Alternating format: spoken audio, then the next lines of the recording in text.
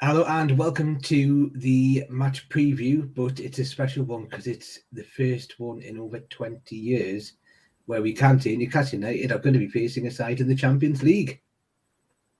And it's not going to start off easy because, we're just going to a difficult side in AC Milan who've got pedigree in this competition, But I'm sure would have all loved these sort of teams, especially when we knew that we'd got there.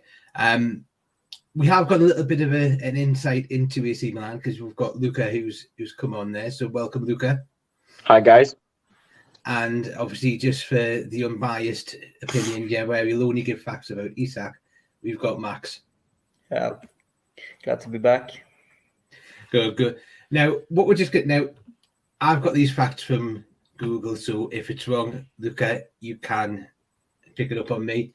But obviously, just having a quick look here, obviously, AC Milan, they play at what we class it as the San Siro, but what you'll probably class it as the Stadio Giuseppe Meazza.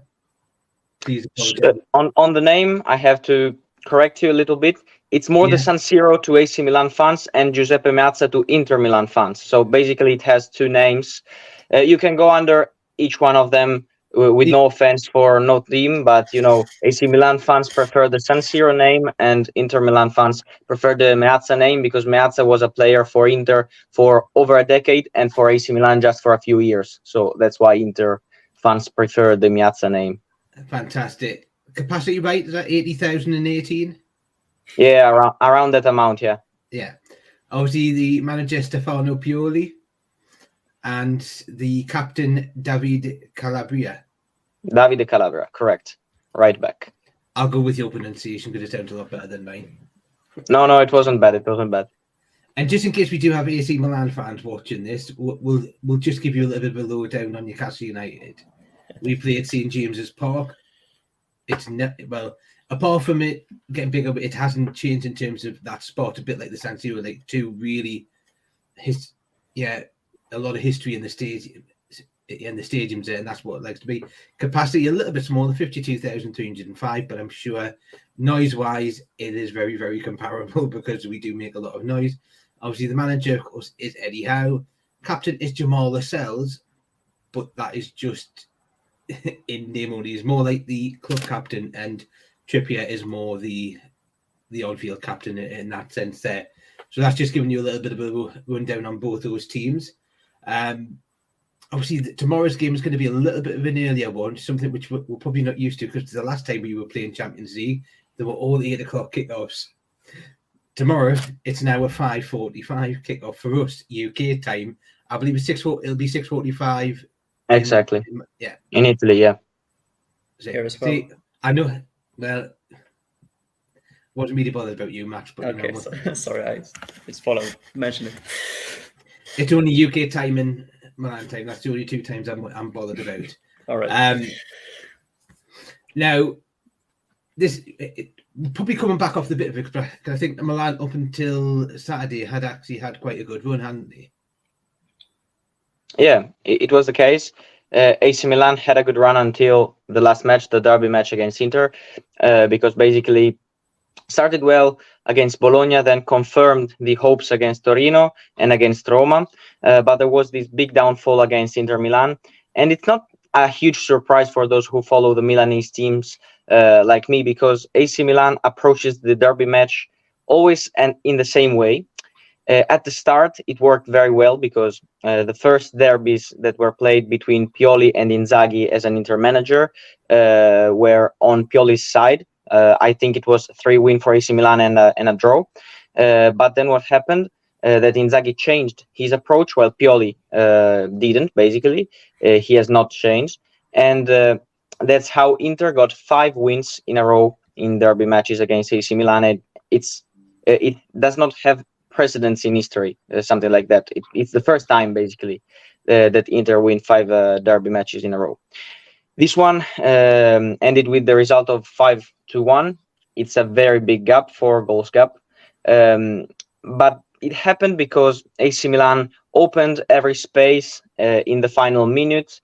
It was kind of balanced match until I think the all the first first half it was balanced. Also in the second one at the starting, but then AC Milan, as soon as Leao scored the 2-1, AC Milan had hopes to get the match back on track, but they opened too many spaces, and that's how Inter went 3-1, 4-1, and 5-1. And there is nothing in history as a 5-1 for Inter Milan. There was a 6-0 in history to AC Milan, but not against. So something like that is very peculiar, and we will see how AC Milan team will react after something like this. Do you think we're going to see a reaction from this Milan team tomorrow? I think so, at least on the approach on the match, because they conceded after just 5 minutes with Inter. So I expect AC Milan to approach the match a little bit more defensively, to understand what will be the match and the development of the match. I don't expect them to hold the ball for the first 4 minutes like it happened against Inter, but then they lost possession and Inter got to score. I expect them to be studying what Newcastle will do. On the other side, you perfectly know how Hediao plays, and he plays a fantastic football, in my opinion. He's doing great with top talents. Bruno Guimaraes is an amazing player, in my opinion. Sven Botman, who was very, very close to joining AC Milan, but then Newcastle won the race. Alexander Isak on the front. We'll not go there with the bottom one, because there's still that little bit of a battle between us and AC Milan on that one. And also, of course, the Sandro Tonali saga, and he's back in Milano today, so let's see. And tomorrow he will play again in San Siro. So let's see. Yeah, so this man obviously didn't leave Milan that long ago, only in the summer, and it's a very, very quick reunion back with him. I think already, might as well talk about him, because I think already he's becoming very, very warm in the heart of Newcastle fans in the fact of the style that he plays and the passion that he's shown, and he seems to have warmed to the city and that, and his partner as well. Who they're trying to get into it. They're doing the best to try and integrate into that. Do you think you might see a different Tonali play given that's against AC Milan, or do you think you'll still have that design? He'll maybe want to give something to prove against AC Milan. Question to me or to Max? Both. Max, you go first because I just spoke. Yeah. I mean, you'd think as a professional footballer, you tend to be able to put the emotions aside and focus on the game. But for someone who I, from my understanding, is such a passionate Milanista, it might be quite difficult. But he also knows the teams very well and how they set up and how they play. So that would be an advantage for him. Tactically, he knows how to play and how to maybe counter them. I think, as I said, he's a professional footballer. At the end of the day, he's gonna play the best he can, and of course, try to show the Milan fans how good he is, and show the Newcastle fans how good he is. And it's just another football game, but it's gonna be emotions for him, of course. But I hope he can stay focused. Yeah, I agree with you, Max. He's a fantastic professional because he's an AC Milan fan. He has always said, I want to be the captain of this team, but then this big offer arrived. The club accepted it. He also accepted the project. He was enthusiastic of the project. He was also calm and ready to join Newcastle, as his agent said while we were conversating in an interview that went online as soon as Tonali completed his medical in Romania, and then the agent came back to Milano. I was there at the airport, so we spoke. He told us that Sandro was calm, was ready. It was a very, very good project for him. And I think he's already showing Newcastle fans how passionately he plays. He always wants to give 110%, more than what you can imagine. That's how he played in Brescia, so a small Serie A side. At the time, he was playing for them. That's how he played for his childhood club, AC Milan, and that's how he plays for Newcastle. So, yeah, he will feel a lot the emotion of the stadium. I accept San Siro to give him good feelings, not a bad welcome, but a good and warm welcome back, because he was loved. And it will be interesting, and a key to the match will be how AC Milan will adapt their game to Tonali, because of course Pioli is the one that knows him better than everybody else on a tactical aspect, having coached him for 3 years. So let's see how he adapts the game to Newcastle midfield, Tonali, Guimaraes. That's the crucial point of the whole match, because AC Milan have renewed their midfield with the Reinders from AZ, with Loftus-Cheek from Chelsea. You know him way better than us Italians. And so let's see how the game develops in the midfield. Yeah, I think the midfield battle is going to be a one, and I think Newcastle fans are probably going to be the first to admit, I don't think we've seen our best midfield yet. Obviously, it started off with Tonali, Guimaraes, and Joe Linton. Obviously, Joe Linton's going to be out for a few weeks with an injury, but it's a brand new midfield, and obviously they're all getting to know each other.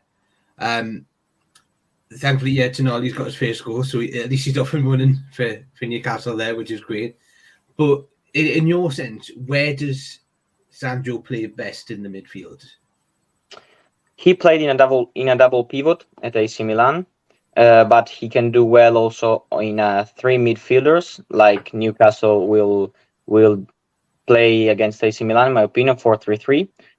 I think I will be correct on this point. Yeah. No.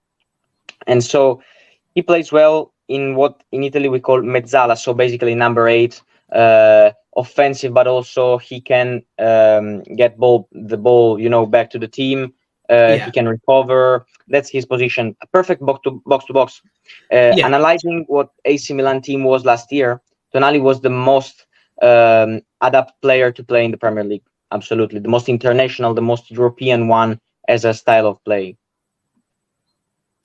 So you're probably going to see more. So what we're probably going to see is Bruno Guimaraes probably being more the defensive minded in terms of the midfield, with Tonali being given that probably freedom to get forward a little bit more.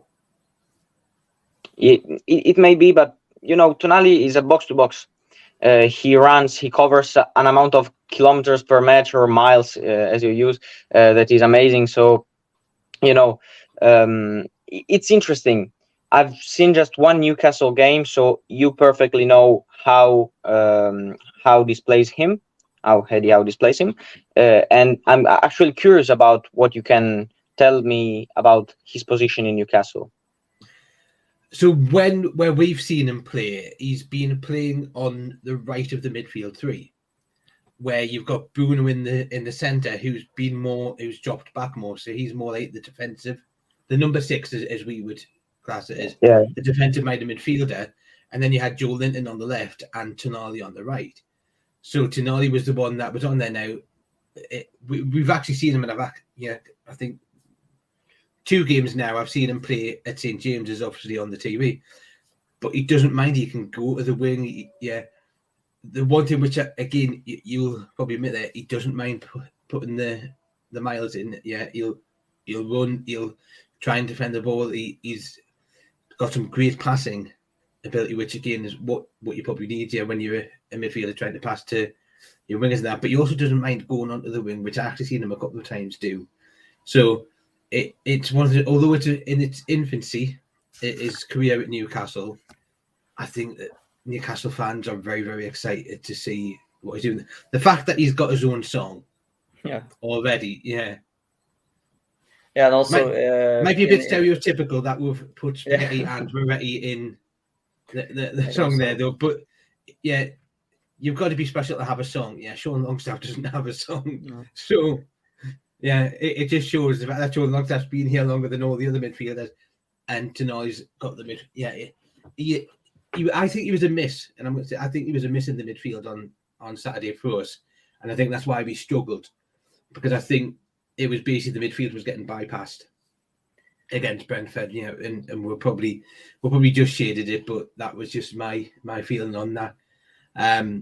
So I'm going to be so thankful that we're going to see him return back in the side for the Champions League there, because he's a big miss.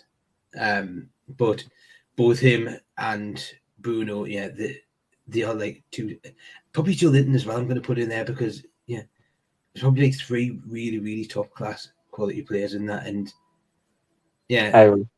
I think Newcastle fans were pinching themselves when the news broke quite suddenly, to be fair, because we'd actually got linked with as AC's rivals, a midfielder from Inter, which I think was a great piece of sort of like, ooh, look over there.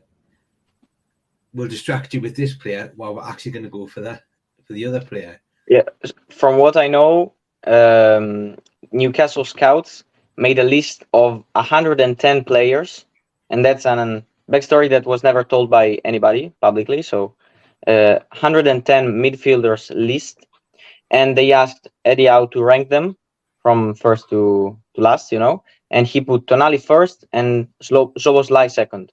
So that's why Newcastle managers also, because there was Dan Ashworth, there was Nixon, they came to Milano, they met the agents, they met the intermediaries, they met also AC Milan officials, and they agreed this deal that was that has pros for each part involved, because AC Milan got a absolutely fair amount of cash. The transfer fee is between 70 and 80 mil, so euro, and that's a confirmed fee, 100%. I'm gonna put both my hands on fire for this fee. I read also 55, 60. No, it's between 70 and 80, closer to 70. And Tonali got an important increase in his salary, but also an interesting project to look at in the best championship in the world, playing Champions League 2. And Newcastle got the perfect midfielder for them, also name given by the manager. Yeah, I think we're all excited about. We're probably seeing just a little bit of what Tonali can do there, and I think that's the exciting thing. The same with Bruno. When he came in, he was great, but then he stepped up, and we've just seen more and more and more. So it is going to take time to build that midfield, and to get them to know each other and to work around. But it is exciting. Now, if you're looking at Milan, who would you say are the players that Newcastle need to watch out for? Who are the ones that could cause us danger? Main name, of course, you already expected, Rafael Leao. Yeah. Leao Trippier will be the duo. Very interesting one. There is a young, star boy as Rafael Leao against an experienced right back as Kieran Trippier, who has played Champions League. He has also played, I think, against Leao already in Atletico Madrid against AC Milan in Champions League 2 years ago. Yes, because in the welcome video that Newcastle put out with Tonali. Yeah, with Tonali, they said we played against. Yeah. So I remember from this video, and also from what I've seen as AC Milan games, Leao is always a threat, because he can be just watching the game and walking around for 20, 30, 40 minutes, and then in 10 seconds, he can destroy the game. He can speed up for 10 seconds, go straight to the goal, and score. That's what happened against Napoli. I don't know if you saw the highlights or something. It happened also in the derby match against AC Milan at the starting of last season. So he's a threat. But also, I'm gonna put on the names list Mike Maignan, the goalkeeper. He's one of the best keepers in the world, 110%. He's playing amazingly. He's one of the top. When he's in goal, you are safe. You feel safe, and also he can display very well with his feet. So he's a modern goalkeeper. Theo Hernandez on the same side of Leao as a left back. Yeah. And a name that maybe internationally is not spoken about enough, in my opinion, is Malik Thiaw, the center back. Thiaw, him. Yeah. We understood it's pronounced Malik Thiaw. And this guy made an impact. It was incredible because he was bought from Schalke for 6 million, and he's playing amazingly well. So I expect an interesting game from him, because he does not have that much international, experience yet. He played last season, of course, in the Champions League, but it will be particular because I don't think he ever played against English sides. So that's a very different style of approaching the match. He's good in the 1 versus 1 in the direct matches. So I don't know if he can face Isaac, but I expect a very physical and also fast duel because they are both physical and fast. They are like more than 190 meter, 1.9, and also very fast. So modern striker against modern defender. I'm gonna put Malik Chow's name as one to watch. Yeah. Now, obviously, whether or not you've looked at it, but who do you think the threats are in the Newcastle side? On the Newcastle side, Bruno Guimaraes, not as a threat, but as a threat, but also as the perfect player for their playing style, and Alexander Isaac, because I'm totally in love with that striker, 110% in love. Well, you've got Max who will be in complete agreement with you on that one. Yeah. Yeah, I actually agree. I think Isaac will be a threat. Bruno as well. I actually think Anthony Gordon is coming. Yeah, Gordon doing good. Yeah. He went over to the right in the last game, which he hasn't done in the previous games, and again was still able to get a threat. And he won the penalty, despite Alan Shearer saying that it wasn't. It's the only time I would disagree with him. But yeah, I was right in front of it, so I had the perfect view. I decided a penalty before the referee in that one. But no, I think that one. And I'm going to say, the man who nearly joined AC Milan, Sven Botman, because he is what we class as we say a man mountain. He is. He made him one mistake in the game against Brentford, but he is normally so solid at the back. He's got a bit of pace. He's got the strength. You're looking at him and he's got, I think, 23 in it, and he's just going, well, look, if you're that good now, what you're going to be when you get into like 27, 28, the primes of a footballer. So I do think that. I do think, where you're looking at that. The one place I do think we probably will have an issue is left back. Okay. Yeah, maybe. Because, the options that we've got are either Matt Target or Dan Burn. Realistically, because I just don't think... I think Burn will play from what we hear, but let's see. No, I do think he will as well, but it's just... And I'm not to criticise him, because I actually thought he had a better game against Brentford. But I just think if you've got a player that's got pace and you're going to put him up against... AC Milan does have a player with pace there, because they will not play Pulisic from Chelsea. They will play Chukwueze, the former Villarreal one. So left-footed, very, very fast, amazing dribbler. We still have to see him how he fits in AC Milan, because he played just very few minutes. But if he can be the one that he was in the best matches with Villarreal, when he won Europa League, when he won important matches also in the Champions League, because I think we'll remember how well Villarreal did in the Champions League 2 years ago. He can be a threat also to Dan Burn and to Newcastle on that side. Yeah, that's why I think, and I'm going to say, I think the lineup that we're probably going to see tomorrow will be Nick Pope in goal, Trippier, Shaw, Botman, Burn, Tonali, Longstaff, and Bruno. And then it's probably going to be Miggy, Isak, and Gordon. Yeah, I agree with you. The key for us, I think, is going to be to attack the left-hand side. And as you said, Luca, Leao and Hernandez are both dangerous players. But if I've got it right, they are both very attacking players. And Leao doesn't track back so much, and Hernandez goes forward quite a lot. So exploiting the space they leave behind when maybe on a counter-attack would be key. So if Miggy has a good game, that would going to be very important for us to exploit that sort of area they're going to leave in counter-attacks at least. So realistically, if Milan's attacking, try and keep, what you might see Eddie out, try and keep Miggy a little bit up. Or move Isak a bit more to the right. So there should be a space there. I don't know. Maybe they have one of the midfielders covering him when he goes on the attack. I don't know.